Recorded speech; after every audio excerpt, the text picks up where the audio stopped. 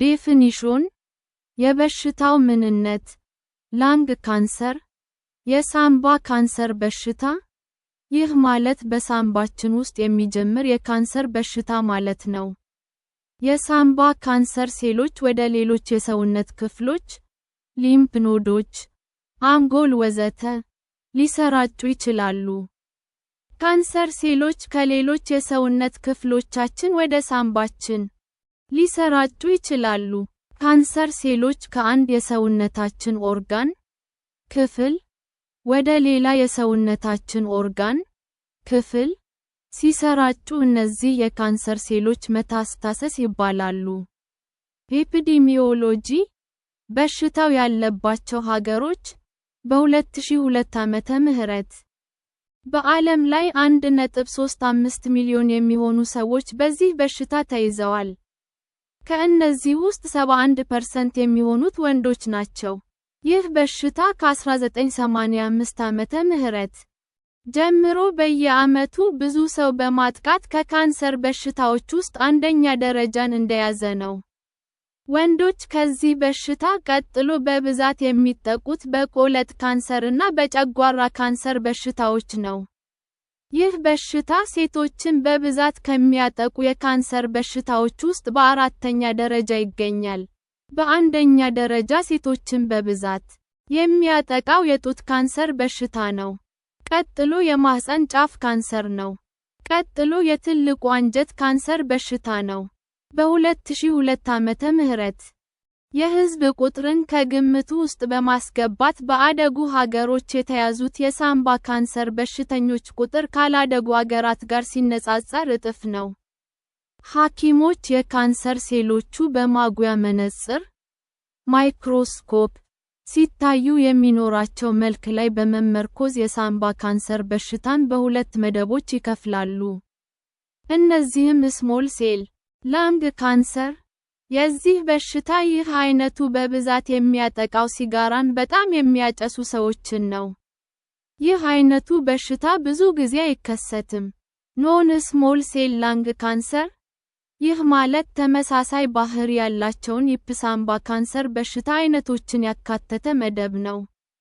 በዚህ መደብ ስር ያሉ የሳምባ ካንሰር በሽታ አይነቶች ለምሳሌ ስኩዌመስ ሴል ካርሲኖማ፣ አደኖካርሲኖማ እና ላርጅ ሴል ካርሲኖማ ናቸው። ሪስክ ፋክተርስ ለበሽታው ተጋላጭ የሆኑ ሰዎች ለዚህ በሽታ ይበልጥ ተጋላጭ የሚያደርጉን ነገሮች የሚከተሉት ናቸው። ሲጋራ ማጨስ ለዚህ በሽታ ያለን ተጋላጭነት በቀን ውስጥ በምናጨሰው የሲጋራ ብዛትና ለምን ያህል ዓመት እንዳጨስን መሰረት ይወሰናል። ሲጋራ የሚጨስበት አካባቢ መሆን ለዚህ በሽታ ይበልጥ ተጋላጭ ያደርጋል። ሬዶን የሚባለው ኬሚካል በአፈር፣ አለት እና ውሃ ውስጥ ከሚገኝ ዩሬኒየም ከሚባል ኬሚካል የሚወጣና የምንተነፍሰው አየር ጋር የሚቀላቀል ኬሚካል ነው። ይህ ኬሚካል ከመጠን በላይ ሲሆን ለዚህ በሽታ ያለንን ተጋላጭነት ይጨምራል። እንደ አስቤስቶስ፣ አርሰኒክ፣ ክሮሚየም እና ኒከል ለመሳሰሉ ካንሰር በሽታ አምጪ ኬሚካሎች ተጋላጭ ከሆንን ለዚህ በሽታ ያለን ተጋላጭነት ይጨምራል። በተለይ ደግሞ ሲጋራ አጫሽ ከሆንን። የዚህ በሽታ የቤተሰብ ታሪክ ካለብን። ኮዘዝ የበሽታው መነሻ ምክንያት ይህ በሽታ የሚከሰተው በሴሎቻችን ውስጥ የዘረመል ለውጥ ስለሚከሰት ነው። የሰውነታችን ሴሎች ራሳቸውን ለሁለት እየከፈሉ ይራባሉ። በዚህ ዘዴ ሰውነታችን ሁልጊዜም ራሱን ያድሳል። የካንሰር በሽታ አምጪ ነገሮችን ወደ ሳምባችን ስናስገባ የሳምባችን ሴሎች ይጎዳሉ። መጀመሪያ ላይ ሰውነታችን የሳምባ ሴሎቻችን ላይ የደረሰውን ጉዳት ማስተካከል ይችላሉ። ነገር ግን ይህ ጉዳት ሲደጋገም ሰውነታችን የሳምባ ሴሎችን ጉዳት ማስተካከል አይችልም። ስለዚህም የተጎዱት የሳምባ ሴሎች የሚሰሩት ነገር የተሳሳተ ይሆናል። ለምሳሌ አዲስ የሚፈጠሩት የሳምባ ሴሎች አሰራራቸው እና የአመራረት ፍጥነታቸው የተሳሳተ ይሆናል። ይህን ጊዜ የሳምባ ካንሰር በሽታ ያዘን ይባላል። የሚከተሉት ነገሮች የዚህ በሽታ ምክንያቶች ናቸው ተብሎ ይታመናል። የዚህ በሽታ የቤተሰብ ታሪክ ካለብን። ዕድሜያችን እየገፋ ሲሄድ ለዚህ በሽታ ያለን ተጋላጭነት እየጨመረ ይሄዳል። በበካይ አካባቢ ውስጥ የምንቆይበት ጊዜ እየጨመረ ሲመጣ ሴሎቻችንም ላይ የሚደርሰው ጉዳት እየጨመረ ይመጣል የሚል አስተሳሰብ አለ። The older you are, the longer you have been exposed to harmful chemicals. This longer exposure increases your risk for cancer. ከዚህ በፊት ከባድ የሳንባ በሽታ፣ ለምሳሌ ቱበርኩሎሲስ፣ ክሮኒክ ኦብስትራክቲቭ ፓልሞኔሪ ዲዚዝ (COPD), ክሮኒክ ብሮንካይትስ እና ኤምፈዚማ ይዞን ከነበረ ለዚህ በሽታ ያለን ተጋላጭነት ይጨምራል። ምክንያቱም ከዚህ በፊት ያጠቃን የሳንባ በሽታ ሳንባችን ላይ ኢንፍላሜሽን፣ የሴሎች መጎዳት እና ስካሪንግ (ጠባሳ) ትርፍ ስጋ መፍጠር አምጥቶ ስለሚሆን ነው። ለሌሎች የካንሰር በሽታዎች ብለን ለምሳሌ ኖን ሆጅኪንስ ሊምፎማ እና የሰጡት ካንሰር የደረት ኤክስሬ መውሰድ፣ በተለይ አጫሽ ከሆንን ለዚህ በሽታ ይበልጥ ተጋላጭ ያደርጋል። ሲጋራ የሚጨስበት ቦታ ብዙ ጊዜ ማሳለፍ ለዚህ በሽታ ይበልጥ ተጋላጭ ያደርጋል።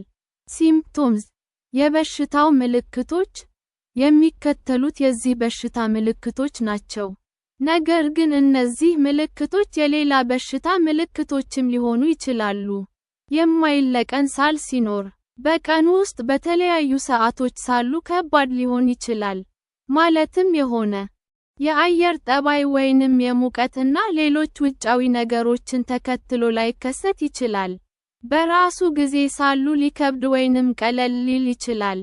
ከዚህ በፊት ለረጅም ጊዜ የነበረብን ሳል አሁን መልኩን ቀይሮ ከባድ ሆኖ ሲመጣ፣ ማለትም የበለጠ ህመም ያለው፣ የተለየ ድምፅ ያለው ሳል፣ አክታችን ከለር የተለየ ቀለም ያለው ሲሆን፣ ከዚህ በፊት ያለምንም ማለክለክ የምንሰራቸውን ስራዎች አሁን ላይ ስንሰራቸው ማለክለክ ሲይዘን፣ ደም የተቀላቀለበት አክታ ማሳል፣ ብዙ ጊዜ የዛገ መልክ ያለው አክታ ወይንም ቀይ ነጠብጣቦች ያሉበት አክታ ይኖረናል። ትልቅ ደም ያለው አክታ በዚህ በሽታ የተለመደ አይደለም። ደረታችን ወይንም ጀርባችን ላይ ህመም ሲኖረን፣ ህመሙ ለስለስ ያለ ወይንም የሚወጋ አይነት ህመም ሊሆን ይችላል። የምግብ ፍላጎት መቀነስ ወይንም በፊት መብላት የምንወዳቸው ምግቦች ብዙም ሳያሰኙን ሲቀር፣ ምግብ በደንብ እየበላን ካልሆነ በፍጥነት ክብደት እንቀንሳለን። ብዙ ጊዜ የድካም ስሜት ይኖረናል። ተደጋጋሚ የደረት ላይ የሳንባ ኢንፌክሽን ሲያጋጥመን ወይንም ያጋጠመን ኢንፌክሽን ቶሎ ሳይለቀን ሲቀር፣ አንዳንድ የሳንባ ካንሰር አይነቶች በደማችን ውስጥ የተወሰኑ ሆርሞኖችን ይልቃሉ። እነዚህ ሆርሞኖች በደማችን ውስጥ ሲገቡ የሚከተሉትን ምልክቶች ልናይ እንችላለን። ሐኪሞች እነዚህን ምልክቶች ፔራኒዮፕላስቲክ ሲንድሮም ብለው ይጠሯቸዋል። የእግራችን ወይንም እጃችን ጣቶች ላይ እንደ መርፌ ጠቅ የሚያደርግ ስሜት ወይንም እነዚህ ቦታዎች ላይ የመደንዘዝ ስሜት፣ የጡንቻ መድከም፣ ድካም፣ ድንዛዜ፣ መወዛገብ፣ በወንዶች ላይ የጡት ማበጥ፣ የደም መርጋት ችግር።